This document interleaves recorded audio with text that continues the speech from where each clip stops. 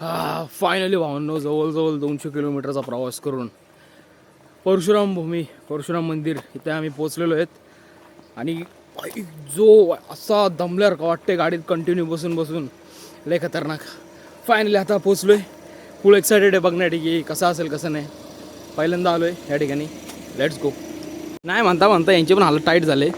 फक्त trying to be act tough तेच चालू आहे. परशुराम मंदिर म्हणजेच की भगवान परशुराम यांना समर्पित असणारे अत्यंत पवित्र आणि ऐतिहासिक मंदिर.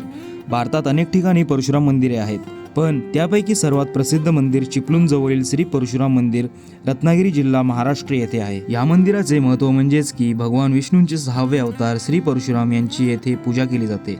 या परिसराला पौराणिक इतिहास आणि शांत वातावरणासाठी ओळखले जाते. आणि त्याचबरोबर हे मंदिर जवळजवळ सुमारे हजारो वर्षे जुने आहे असे मानले जाते. आणि त्याचबरोबर जर या मंदिराचे वैशिष्ट्य पाहाल तर पारंपरिक कोकणी वास्तुकला, दगडी काम व सुंदर नक्षीकाम, हिरव्यागार डोंगरांच्या मधोमध शांत वातावरण, जवळच गौदर्णी गुहा आणि नैसर्गिक पाण्याचे झरे, या सर्व गोष्टी आपल्याला पाहायला मिळतात. आणि जर तुम्ही परशुराम मंदिरामध्ये दर्शनासाठी येणार असाल तर मी तुम्हाला सजेस्ट करेल की तुम्ही सकाळीच या, कारण की येथे सकाळी होणारी आरती खूप प्रसिद्ध आहे.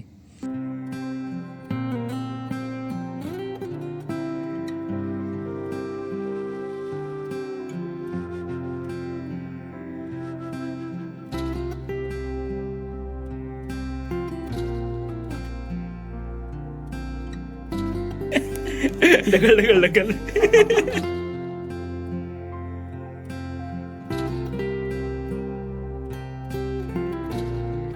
फुकट नारळ भावांनो ज्यांना पाहिजेत घ्या. पण ते खराब दिसतात मला. आय थिंक हा रे, चांगलं नाही.